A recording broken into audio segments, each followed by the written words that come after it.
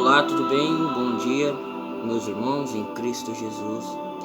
Eu quero deixar uma palavra ao vosso coração, que se encontra em 1 Coríntios, capítulo de número 9. Eu vou estar lendo e Deus vai ministrar no seu coração. 1 Coríntios, capítulo 9, versículo 1 em diante. Não sou eu, porventura, livre? Não sou eu apóstolo? Não vi Jesus, nosso Senhor? Acaso não sois fruto do meu trabalho no Senhor? Se não sou apóstolo para o trem, certamente o sou para vós outros, porque vós sois o selo do meu apostolado no Senhor. A minha defesa perante os que me interpelam é esta: não temos nós o direito de comer e beber? E também o de fazer-nos acompanhar de uma mulher irmã, como fazem os demais apóstolos e os irmãos do Senhor e Pedro? Ou somente eu e Barnabé não temos direito de deixar de trabalhar? Quem jamais vai à guerra à sua própria custa? Quem planta vinha e não come do seu fruto? Ou quem apacenta um rebanho e não se alimenta do leite do rebanho? Porventura falo isso como homem, ou não diz também a lei? Porque na lei de Moisés está escrito: não atarás a boca ao boi quando pisa o trigo. Acaso é com bois que Deus se preocupa? Ou é seguramente por nós que ele o diz? Certo que é por nós que está escrito: pois o que lavra, cumpre fazê-lo com esperança. O que pisa o trigo, faça-o na esperança de receber a parte que lhe é devida. Se nós vos semeamos as coisas espirituais, será muito recolhermos de vós bens materiais? Se outros participam desse direito sobre vós, não o temos nós em maior medida? Entretanto, não usamos desse direito, antes suportamos tudo para não criarmos qualquer obstáculo ao Evangelho de Cristo. Não sabeis vós que os que prestam serviços sagrados do próprio templo se alimentam? E quem serve ao altar do altar tira o seu sustento? Assim ordenou também o Senhor aos que pregam o Evangelho, que vivam do Evangelho. Eu, porém, não me tenho servido de nenhuma dessas coisas, e não escrevo isso para que assim se faça comigo, porque melhor me fora morrer, antes que alguém me anule esta glória. Se anuncio o Evangelho, não tenho de que me gloriar, pois sobre mim pesa essa obrigação, porque ai de mim se não pregar o Evangelho. Se o faço de livre vontade, tenho galardão, mas se constrangido, é então a responsabilidade de dispenseiro que me está confiada. Nesse caso, qual é o meu galardão? Meu galardão é que, evangelizando, proponha de graça o Evangelho, para não me valer do direito que ele me dá. Porque sendo livre de todo, fiz-me escravo de todos, a fim de ganhar o maior número possível. Procedi para com os judeus como judeu, a fim de ganhar o judeu. Para os que vivem sob o regime da lei, como se eu mesmo assim vivesse para ganhar os que vivem debaixo da lei. Embora não esteja eu debaixo da lei. Ao sem lei, como se eu mesmo fosse, não estando sem lei, para com Deus, mas debaixo da lei de Cristo, para ganhar os que vivem fora do regime da lei. Fiz-me fraco para com os fracos, com o fim de ganhar os fracos. Fiz-me tudo para com todos, com o fim de por todos os modos salvar alguns.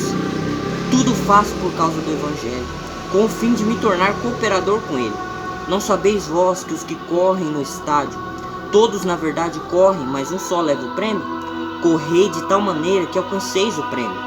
Todo atleta em tudo se domina, aqueles para alcançar uma coroa corruptível, nós, porém, a incorruptível. Assim como também eu, não sem meta, assim luto, não como desferindo golpes no ar, mas esmurro o meu corpo e o reduzo à escravidão, para que, tendo pregado a outros, não venha eu mesmo a ser desqualificado. Amados irmãos, o que eu quero passar desta palavra hoje para vocês é o seguinte: essa carta de Paulo aos Coríntios, no capítulo 9,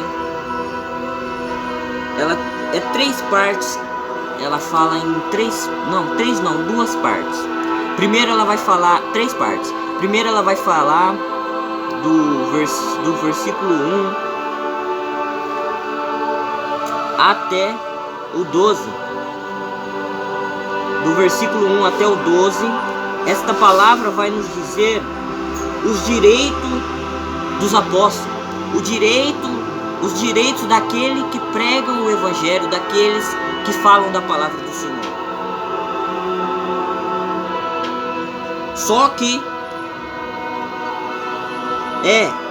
do 12 em diante, no verso B do 12, vai nos dizer que o direito não pode estar acima do propósito. Porque qual é o propósito de quem prega o evangelho?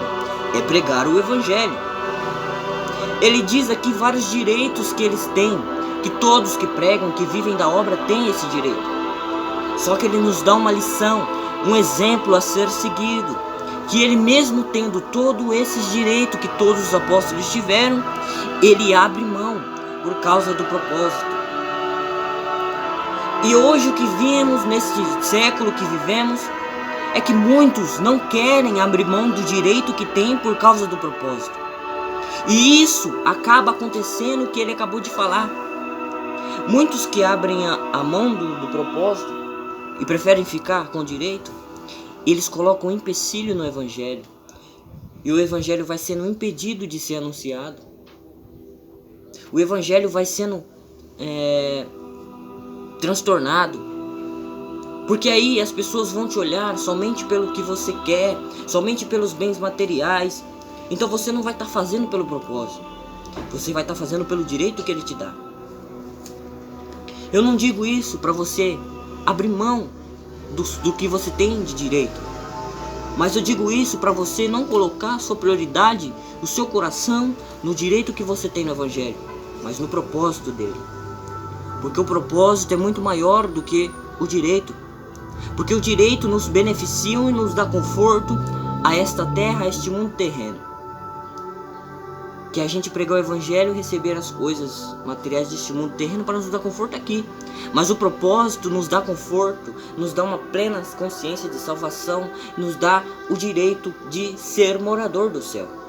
Então o propósito é muito maior do que o direito que você tem sobre ele. O propósito de pregar o evangelho, ele diz aqui que para ele não é uma obrigação. Ai dele se não pregar o evangelho. Então a gente tem que aprender a viver o propósito, a colocar o propósito acima do direito.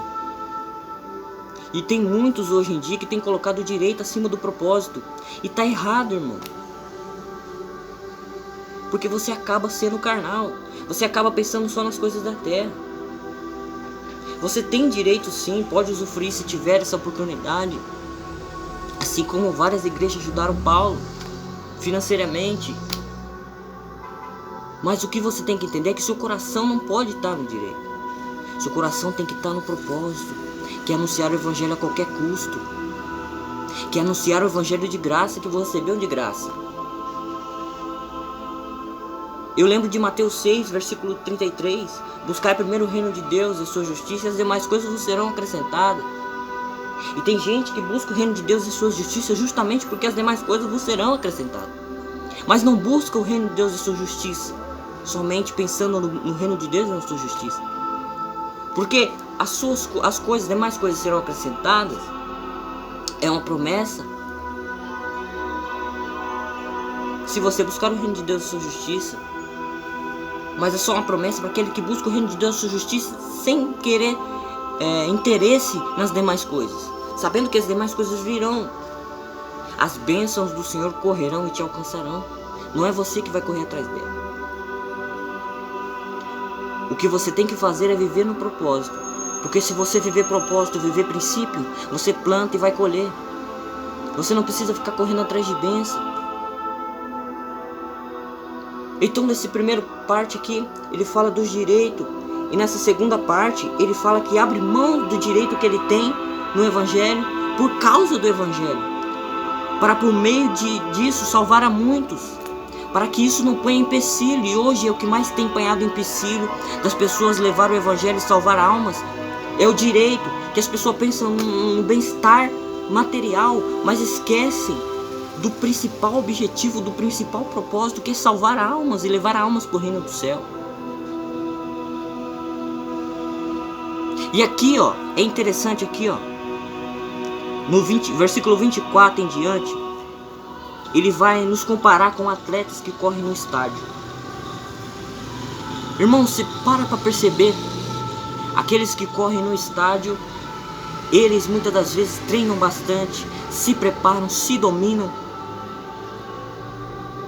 para correr contra outros muitos, e muitas das vezes essa pessoa nem leva o prêmio. E ela se prepara para uma coisa corruptível. Nós, porém, irmãos, ele fala que a gente tem que se preparar, se dominar por coisas incorruptíveis, a qual temos certezas que vamos alcançar. Aquele diz: correi de tal maneira que alcanceis o prêmio. E ele quer botar isso na sua consciência, que o prêmio não é material, que o prêmio não é corruptível, e que o prêmio é para todos e todos podem alcançar. O que ele relata aqui é a ignorância que nós temos, muitas das vezes, de correr por coisas que são corruptíveis, são passageiras, e lutar a fundo por isso, lutar a dar o máximo de nós por isso, quando na verdade devíamos dar o máximo de nós pelo aquilo que temos certeza que vamos ganhar, que é a salvação, que é uma coroa incorruptível, que é um lar de glória, sem dor, sem tristeza. E muitas das vezes temos esforçado tanto nosso ser para coisas que vão passar, para coisas corruptíveis. Estamos esquecendo de nos esforçar para coisas incorruptíveis. Estamos esquecendo de nos esforçar para as coisas celestiais. E muitas das vezes nos voltamos e nos damos o máximo de nós em coisas que são passageiras e corruptíveis, coisas que são desprezíveis, coisas que são supérfluas.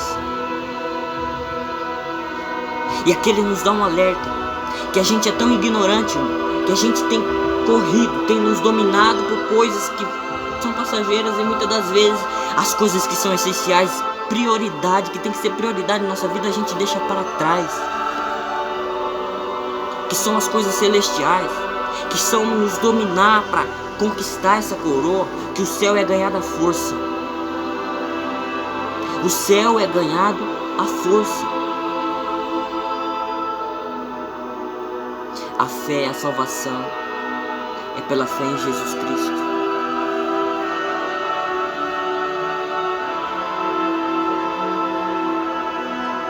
Mas agora o céu é ganhado à força. Então o alerta que Paulo nos traz nesta carta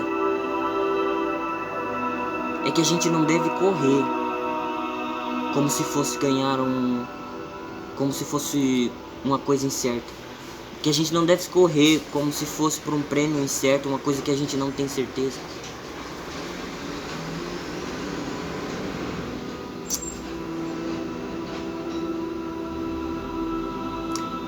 No 26 ele diz assim: assim corro também eu, não sem meta. Assim luto, não como desferindo golpes ao ar, mas esmurro o meu corpo e o reduzo à escravidão, para que, tendo pregado a outros, não venha eu mesmo a ser desqualificado. O que ele quer dizer com isso, meu irmão? Que ele corre como atleta. Todo atleta corre com determinação, com objetividade, com propósito. Mas o atleta, ele corre por um prêmio que talvez ele nem ganhe. Nós corremos por um prêmio que temos certeza que vamos ganhar, porque Jesus pagou o preço. Jesus conquistou isso para nós. Todo atleta se dedica por um prêmio que não tem certeza que vai ganhar.